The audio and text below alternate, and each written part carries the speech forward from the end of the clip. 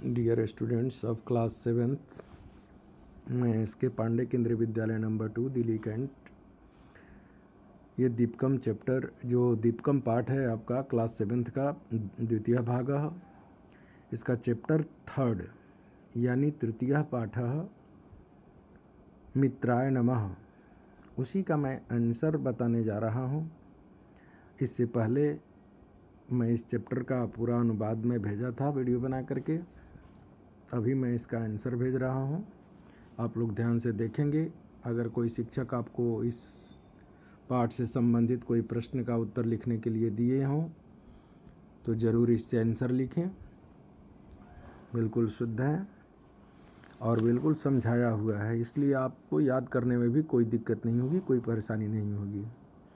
हाँ तो बच्चों देखिए, 7th क्लास के सभी संस्कृत के स्टूडेंट हैं। फर्स्ट क्वेश्चन है इस चैप्टर में। पहले तो लिखा हुआ है कि वयम अभ्यासम कुर्मः, हम सब अभ्यास करते हैं। पहला क्वेश्चन है कि अधोलिखितानां प्रश्नानां उत्तराणि एक पदेन लिखन्तु। नीचे लिखे गए प्रश्नों के उत्तर एक पद में लिखें। क है शुभम भवतु इति कह वदति, यानी कल्याण हो यह कौन बोलता है? तो आचार्य बोलती है, तो इसका आंसर हो जाएगा आचार्य।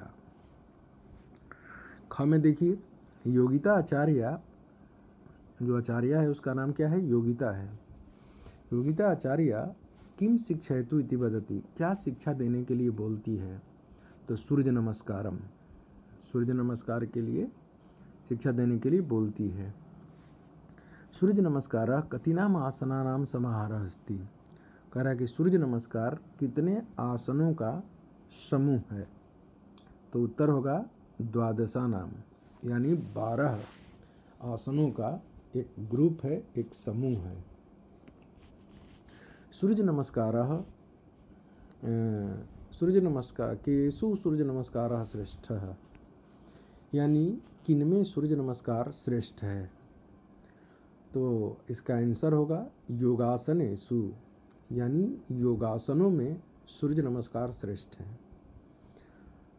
अंगा में देखिए, सूर्य नमस्कारेण जनाः कीदृशं शरीरम प्राप्नुवन्ति, सूर्य नमस्कार से लोग किस प्रकार के शरीर को प्राप्त करते हैं?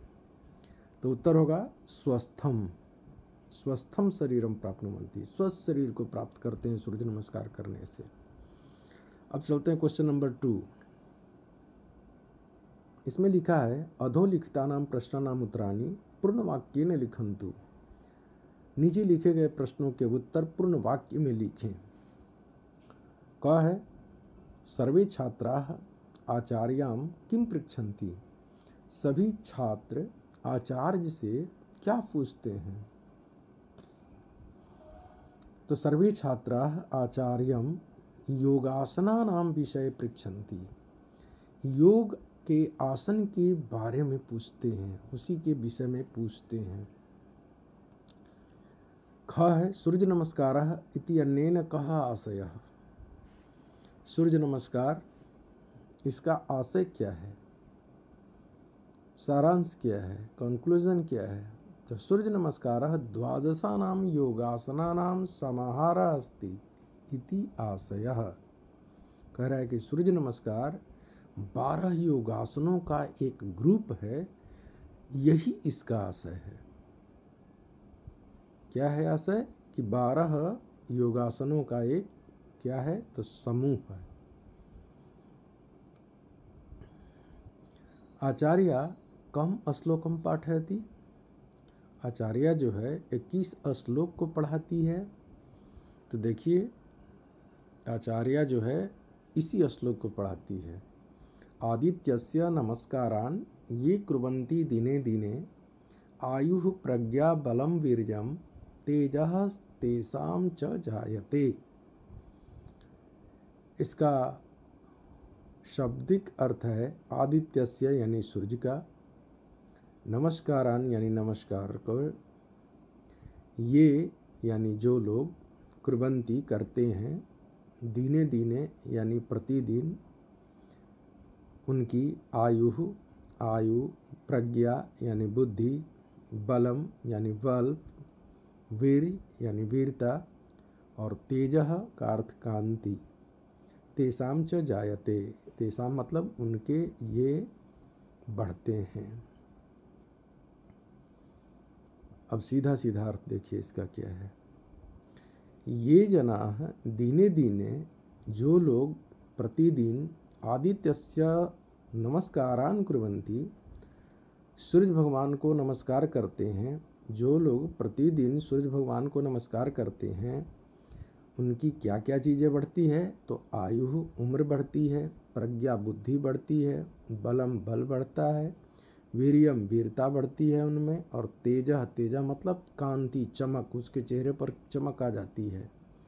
जैसा कि महाभारत में आप लोग देखे होंगे कर्ण को, वह प्रतिदिन सूर्य को नमस्कार करके ही खाना खाता था। कुछ भी भोग लगाएगा लेकिन पहले सूर्य को नमस्कार करेगा। उसके पास कितनी ताकत थी। अगर उनसे छल नहीं किया रहता कोई, तो आज वह कहाँ से कहाँ पहुँच जाता। कारण सूर्य पुत्र कहा जाता है। तो यही कारण है, सूर्य नमस्कार से ये सारी चीज़ें मिलती है। सूर्य नमस्कारस्य प्रथमः मंत्रः कः, कह रहा कि सूर्य नमस्कार का पहला मंत्र क्या है? तो सूर्य नमस्कारस्य प्रथमः मंत्रः ओम मित्राय नमः इति अस्ति। सूर्य नमस्कार का पहला मंत्र है ओम मित्राय नमः, यानी सूर्य के लिए नमस्कार, यही पहला मंत्र है। इसके बाद देखिए अंग सूर्य नमस्कारेण कीदृशं बलम वर्धते, सूर्य नमस्कार से किस प्रकार का बल वर्धते यानी बढ़ता है? तो उत्तर होगा सूर्य नमस्कारेण शारीरिकम मानसिकम आध्यात्मिकम च बलम वर्धते। सूर्य नमस्कार से शारीरिक, मानसिक और आध्यात्मिक बल बढ़ता है। ये 3 प्रकार के बल होते हैं। शारीरिक बल जिससे हम श्रम करते हैं, मानसिक बल जिससे हम बुद्धि का विकास करते हैं और उसी से हम काम करते हैं, ऐसे ही आध्यात्मिक यानी स्पिरिचुअल बल जो अध्यात्म की ओर मनुष्य को ले जाता है, देवी देवताओं की ओर अग्रसित करता है, खींचता है। इसके बाद क्वेश्चन नंबर 3, पाठात् समुचितम पदम चित्वा अधः रिक्त स्थानानि पूरयन्तु। पाठ से समुचित पदों को चुन करके नीचे दिए गए रिक्त स्थान की पूर्ति करें। क प्रत्येकस्मात् फिल इन द ब्लैंक्स पूर्वम एकः मंत्रः भवति, यानी सूर्य नमस्कारात्, प्रत्येकस्मात् सूर्य नमस्कारात् पूर्वम एकः मंत्रः भवति, यानी सूर्य नमस्कार करने से पहले एक मंत्र होता है। वयम प्रतिदिनम, ख में क्या है? वयम प्रतिदिनम फिल इन द ब्लैंक्स करवाम, हम प्रतिदिन करते हैं। क्या करते हैं? करें क्या करें? तो सूर्य नमस्कारम। वयम प्रतिदिनम सूर्य नमस्कारम करवाम, सूर्य नमस्कार यहाँ भरना है, सूर्य नमस्कारम। ग में देखिए स्वस्थम फिल इन द ब्लैंक्स, स्वस्थम फिल इन द ब्लैंक्स च प्राप्नुमाम। इसका आंसर होगा कि स्वस्थम शरीरम, क्या हो जाएगा आंसर? स्वस्थम शरीरम, स्वस्थम मनः, ये दोनों स्वस्थ शरीर के साथ स्वस्थ मन को प्राप्त करें। इंग्लिश में भी आप लोग पढ़े हैं, a sound mind in a sound body. स्वस्थ शरीर में ही स्वस्थ मन का निवास होता है। पहले शरीर स्वस्थ होना चाहिए तब मन स्वस्थ होता है। तो वही चीज़ संस्कृत में है, स्वस्थम शरीरम स्वस्थम मनः च प्राप्नुमाम। घ में देखिए एकेन फिल इन द ब्लैंक्स, सूर्य नमस्कारस्य बहूनि प्रयोजनानि वदामि। एकेन श्लोकेन, यहाँ पर क्या हो जाएगा? श्लोक से, एक श्लोक से सूर्य नमस्कारस्य, सूर्य नमस्कार के बहूनि प्रयोजनानि वदामि, बहुत से प्रयोजन बोलते हैं। आदित्यस्य फिल इन द ब्लैंक्स ये कुर्वन्ति दीने दीने, आदित्यस्य नमस्कारान, नमस्कार से ये कुर्वन्ति दीने दीने, जो प्रतिदिन करते हैं, यही भरना है नमस्कारान। अब चलते हैं क्वेश्चन नंबर 4 की तरफ, जिसमें ये लिखा हुआ है कि लिंग, शब्द, विभक्ति और वचन। लिंग में है अकारांत पुल्लिंग शब्द, जिसमें 3 शब्दों को दिया गया है, छात्र, नायक और आदित्य।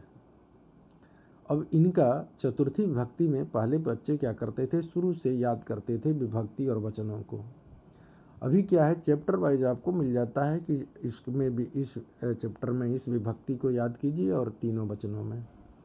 तृतीय चैप्टर में आपको चतुर्थी विभक्ति के बारे में ज़्यादा ज्ञान दिया गया है। आप इसके बारे में ज़्यादा से ज़्यादा अध्ययन करें, क्योंकि नमः शब्द जोड़ा है, चैप्टर का नाम ही है मित्राय नमः, तो नमः के योग में चतुर्थी विभक्ति का ही प्रयोग किया जाता है। इसलिए बहुत सारे शब्दों को दे करके चतुर्थी विभक्ति के एक वचन, द्विवचन, बहुवचन में बच्चों को याद करने के लिए ये दिया गया है।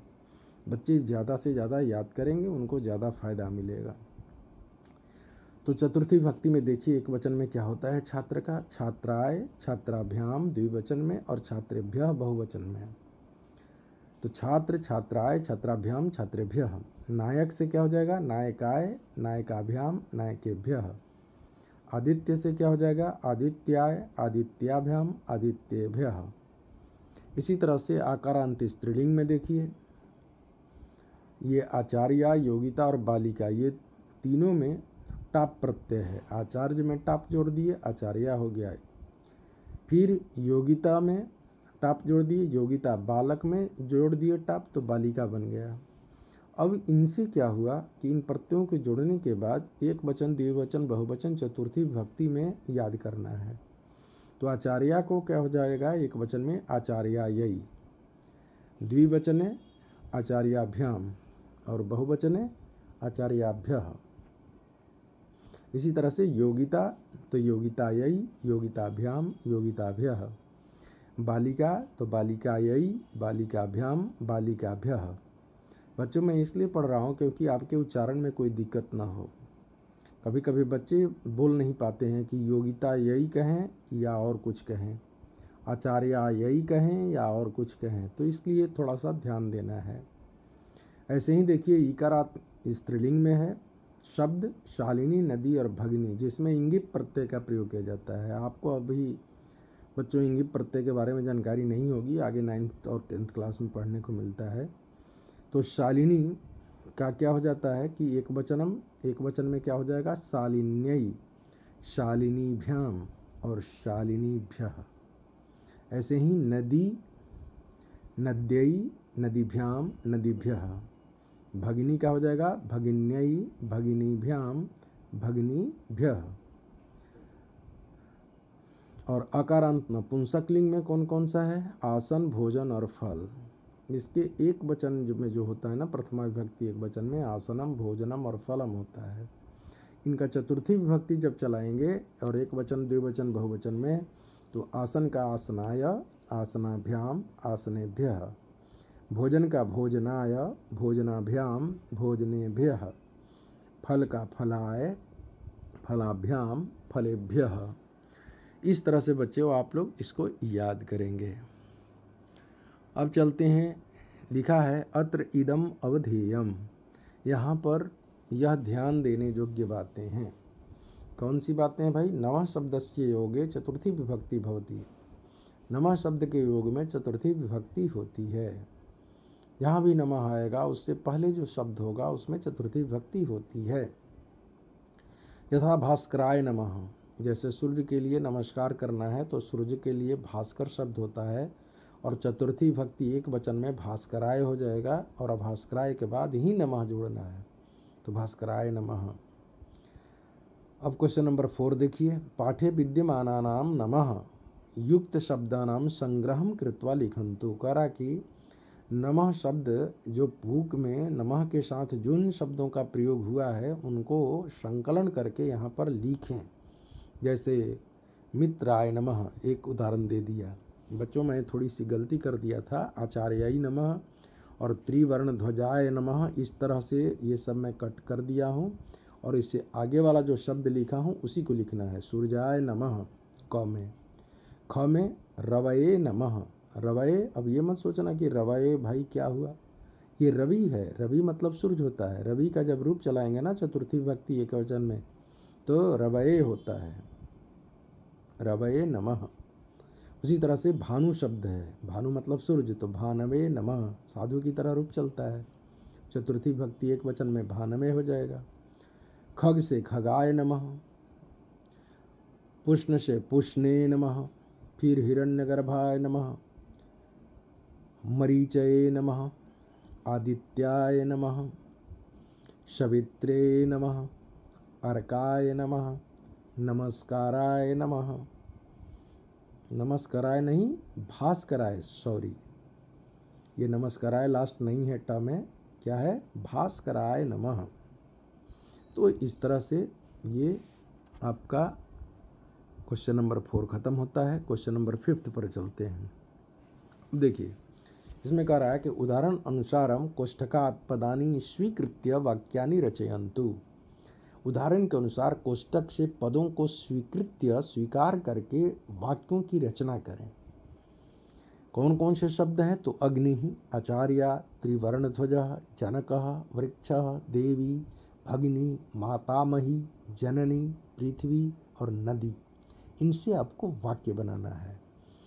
तो यथा जैसे एक बना करके दिखाया, अग्नि से अग्नये नमः, नमः का प्रयोग करना है। इन्हीं में आचार्य है तो आचार्याय नमः। ऐसे ही त्रिवर्ण ध्वज है तो त्रिवर्ण ध्वजाय नमः। जनक है तो जनकाय नमः। फिर वृक्ष है तो वृक्षाय नमः। देवी है तो दिव्यै नमः। फिर भगिनी है तो भगिन्यै नमः। फिर माता मही है तो माता मह्यै नमः। फिर जननी है तो जनन्यै नमः। पृथ्वी है तो पृथिव्यै नमः। नदी है तो नद्यै नमः। इस तरह से ये सब में नमः शब्द का प्रयोग करके मैंने वाक्य बनाया। तो बच्चों इसी तरह से आपको वाक्य बनाना है और कॉपी में अच्छे ढंग से लिखना भी है। अब देखिए यहाँ पर क्या कह रहा है, कह रहा है कि अत्र इदम अवधेयम। अब यहाँ ध्यान देने योग्य बातें क्या है। दानार्थे यानी दा धातो तथा च यक्ष धातो योगे चतुर्थी विभक्ते प्रयोगा भवति। कह रहा कि दान अर्थ में यानी दान यक्ष में बदल जाता है, तो दा धातु और यक्ष धातु में चतुर्थी विभक्ति का प्रयोग होता है। उदाहरण के लिए देखिए, एक उदाहरण है आपके सामने, शिक्षकः छात्राय पुस्तकम ददाति। अब दा धातु ददाति हुआ तो किसके लिए भाई पुस्तक देता है शिक्षक, तो छात्र के लिए। तो जिसके लिए देता है उसमें चतुर्थी विभक्ति हो जाएगी, क्योंकि दा धातु है ददाति, तो छात्राय ददाति हो जाएगा। छात्राय शिक्षका छात्राय पुस्तकम ददाति। ऐसे ही शिक्षका छात्राय पुस्तकम यक्षति। यक्ष यहाँ पर है तो यक्ष धातु के में कौन सी विभक्ति लगती है, चतुर्थी विभक्ति। तो छात्राय जिसके लिए कुछ देता है, तो जिसके लिए देगा वहीं पर चतुर्थी विभक्ति होगा। जैसे छात्र के लिए पुस्तक देता है तो छात्र में हो जाएगा चतुर्थी विभक्ति। छात्र के लिए कुछ देता है यक्षति, तो छात्राय छात्र में चतुर्थी विभक्ति हो गई। इसी तरह से आपको यहाँ पर चेंज करना है। क्वेश्चन नंबर 6 में देखिए, कोष्ठके विद्यमानानां शब्दानां चतुर्थी विभक्ते रूपाणि प्रयोज्य वाक्यानि पुनः लिखन्तु। कह रहा है कि कोष्ठक में विद्यमान शब्दों को चतुर्थी विभक्ति का रूप का प्रयोग करते हुए फिर से वाक्य को लिखें। ये नहीं कि खाली बस रेड वाला का लिखा हुआ उसको चतुर्थी विभक्ति कर दिए हो गया, नहीं, आपको पूरा वाक्य लिखना है दोबारा। तो वही कह रहा है, जैसे उदाहरण एक दे दिया ऊपर, सैनिकः देश जीवने प्रयच्छति, तो देशाय देश का देशाय चतुर्थी विभक्ति में प्रयोग कर दिया। ऐसे ही माता वस्त्रम ददाती, माता वस्त्र देती है तो याचक के लिए देती है तो याचकाय हो जाएगा। मैं इसीलिए अंडरलाइन कर दिया हूँ, जो यहाँ रेड है उसी का मैं क्वेश्चन में जो रेड है क्वेश्चन में घेरा हुआ रेड में, उसी को मैं क्या किया यहाँ पर चतुर्थी विभक्ति का प्रयोग करके लिखा हूँ और अंडरलाइन कर दिया हूँ। तो माता याचकाय वस्त्रम ददाती। फिर पौत्रः पितामही औषधम ददाती, तो पौत्रः पितामह्यै औषधम ददाती हो जाएगा। अहम भगिनी उपायम ददामी, तो अहम भगिन्यै उपायम ददामी। ऐसे ही पिता सेविका वेतनम ददाती, तो पिता सेविका यही वेतनम ददाति, ये हो जाएगा। फिर त्वम मित्र पुष्पम ददासी, तो ये हो जाएगा त्वम मित्राय पुष्पम ददासी। ऐसे ही देवः भक्त आशीर्वादम ददाति, देव जो हैं वह भक्त के लिए आशीर्वाद देते हैं, तो देवः भक्ताय हो जाएगा, आशीर्वादम ददाति। आरक्षकः चोरम दंडम ददाति, आरक्षक चोर के लिए दंड देता है, तो ददाति यहाँ पर है तो चोर के चौराय हो जाएगा चतुर्थी भक्ति में। तो आरक्षकः चौराय दंडम ददाति, आरक्षक जो है यानी सिपाही चोर को दंड देता है। अब देखिए यथारक क्वेश्चन नंबर 7 में देखिए, कह रहा है कि उदाहरण अनुसार माता कस्मै कस्यै धनम ददाति इति कोष्ठके विद्यमानानि पदानि उपयुज्य लिखन्तु। कह रहा है कि यहाँ पर माता दिया हुआ है, पीछे ददाति लिखा हुआ है, बीच में शब्द दिए हुए हैं जो ग्रीन में आप देख रहे हैं, पुत्री पुत्र पाचिका आपणिकः याचकः और पितामही। इन शब्दों को ले करके वाक्य बनाते जाना है, लेकिन उसमें चतुर्थी विभक्ति का प्रयोग करना है, क्योंकि ददाति है लास्ट में, दा धातु। और अभी हम लोगों ने ऊपर पढ़ा कि दा धातु के योग में चतुर्थी विभक्ति का प्रयोग होता है। तो जहाँ पुत्री आएगा उसमें चतुर्थी विभक्ति का, पुत्र आएगा उसमें भी चतुर्थी विभक्ति, पाचिका है उसमें भी चतुर्थी विभक्ति, सब में चतुर्थी विभक्ति एक वचन का प्रयोग करना है। तो ये वाक्य बनते चला जाएगा। जैसे माता पुत्र्यै, माता पुत्री के लिए धनम ददाति, धन देती है, तो धनम अपने मन से जोड़ना है। इस तरह के माने ये वर्ड रहेंगे, माता भी रहेगा, पुत्री भी रहेगा, ददाती भी रहेगा, लेकिन बीच में माता पुत्री को देती है, क्या देती है वाक्य तो क्लियर नहीं होता, इसलिए अपने मन से कुछ शब्दों को जोड़ लेना है। जैसे धनम ददाती, ये धन शब्द को जोड़ करके और ये वाक्य बनाया हुआ उदाहरण है। ऐसे ही हमको नीचे भी करना होगा, तो मैं भी जोड़ लूँगा। माता पुत्राय, माता पुत्र के लिए मोदकम ददाती, लड्डू देती है, क्या दिक्कत है। ऐसे ही माता पाचिकायै यानी रसोइया के लिए वेतनम ददाती, वेतन देती है। माता आपणिकाय रूप्यकाणि ददाती, माता जो है आपणिकाय मतलब दुकानदार के लिए रुपया देती है। ऐसे ही माता याचकाय मांगने वाले के लिए भिक्षाम ददाती, भिक्षा देती है। माता पितामह्यै, पितामही के लिए भोजनम ददाती, भोजन देती है। ये आपका वाक्य पूरा हो जाएगा। ऐसे ही देखिए क्वेश्चन नंबर 8, इसमें क्या कह रहा है, उदाहरण अनुसारम रिक्त स्थानानि पूरयन्तु। कह रहा है कि उदाहरण के अनुसार रिक्त स्थान की पूर्ति करनी है। अब एक उदाहरण दे दिया है, यथा गणेश, तो गणेशाय गणेशाभ्याम गणेशेभ्यः, ठीक है, गणेशेभ्यः। ऐसे ही भक्त से भक्ताय भक्ताभ्याम भक्तेभ्यः, सेविका से सेविकायै सेविकाभ्याम सेविकाभ्यः, अनुजा से अनुजायै अनुजाभ्याम अनुजाभ्यः। यानी चतुर्थी विभक्ति का खूब प्रयोग किया गया है, एक वचने, द्विवचने, बहुवचने।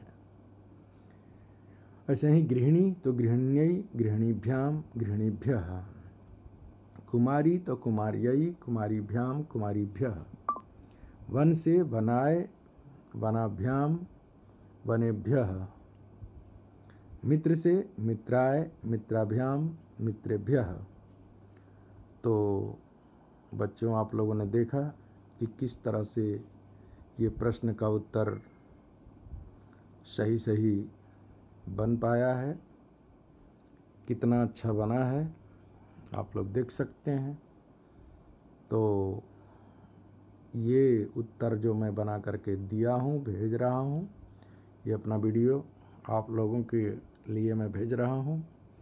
आप लोग ज़रूर इस प्रश्न का उत्तर समझ करके आप लोग कॉपी में लिखेंगे, शुद्ध लिखेंगे, अक्षर बना कर लिखेंगे ताकि कोई गलती ना हो, और शिक्षक आपकी कॉपी को देखें तो तारीफ़ करें कि अरे एक भी गलती नहीं है।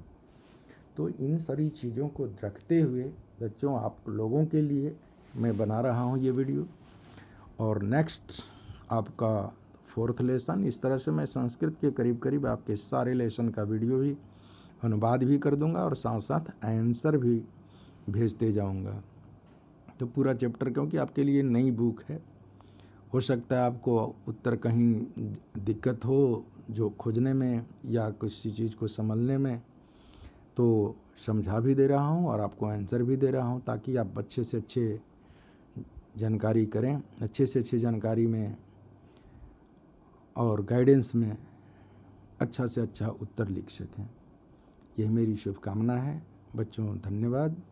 नेक्स्ट वीडियो के इंतज़ार में आप लोग रहेंगे।